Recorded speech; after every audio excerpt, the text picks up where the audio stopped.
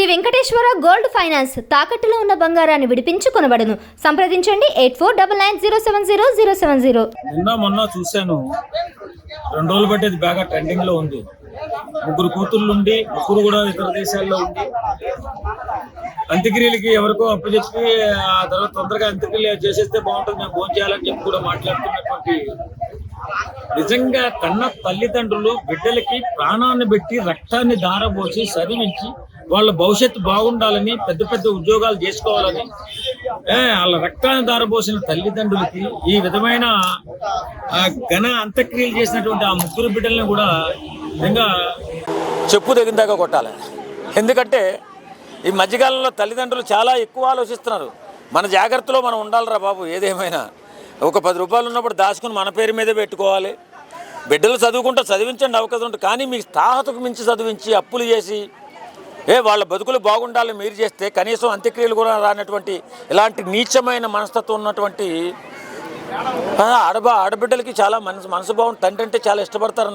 కనీసం వచ్చి అంత్యక్రియలు చేసి వెళ్ళిపోయేటటువంటి సమయం కూడా ఇవ్వలేదంటే ఇంకా అలాంటి కూతుర్లు పుట్టడం ఎందుకు, పుట్టినా బతకడం ఎందుకు, సస్తే మేలు కదా అని అనిపిస్తుంది నాలాంటి వాడికి. ఎందుకంటే అంత ఘోరమా. తర్వాత వీడియో కాల్లో అంత్యక్రియలు చూపించాలంట. వాళ్ళు కొన్ని డబ్బులు పంపిస్తే ఇంకా ఎంతసేపు చేస్తారండి అంత్యక్రియలు, ఇక భోజనానికి టైం అయిపోతుంది, ఆకలిస్తుందని చెప్పి అంటున్నట్టు ఒక అమ్మాయి చూశాను నేను. చిచ్చి, ఇలాంటి బతుకులు కూడా ఒక బతుకులేనా? కాబట్టి ప్రతి తల్లిదండ్రులకి చెప్పేది ఏంటంటే, బిడ్డలను పెంచండి, ప్రేమించండి, గౌరవించండి, వాళ్ళని చదివించండి, అద్భుతంగా వాళ్ళ జీవితం బాగుండాలని ఆశించండి. కానీ ఏ ఒక్క రూపాయి మీ సంపాదించినా ఆ సంపాదన మీ పేరు మీద ఉండేలా చూసుకోండి. మీ తదనంతరం మాత్రమే వాళ్ళకి ఆ సంపాదన వెళ్ళే విధంగా చూడండి. మీ తాహతకు మించి చదివించకండి. వాళ్ళ బతుకు వాళ్ళే బతుకుతారు, ఏముంది.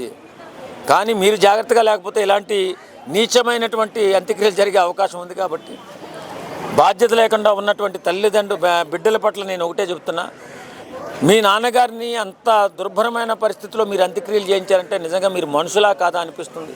అంటే ఈ రోజుల్లో యువత డబ్బు జాబ్ అని చెప్పి విదేశాలకు వెళ్ళి తల్లిదండ్రుల రిలేషన్స్ మర్చిపోతున్నారు.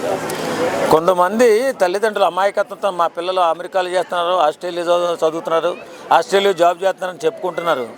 కానీ వాళ్ళు చచ్చినప్పుడు కూడా ఇక్కడికి రారన్న సంగతి తెలుసుకుంటులే. కాబట్టి నువ్వు చచ్చిన తర్వాత నీ చావును కూడా గౌరవించలేనటువంటి పిల్లలు ఉండేందుకు చచ్చింది. కానీ అలాంటి పిల్లల్ని చూస్తున్నారు కదా మీరు.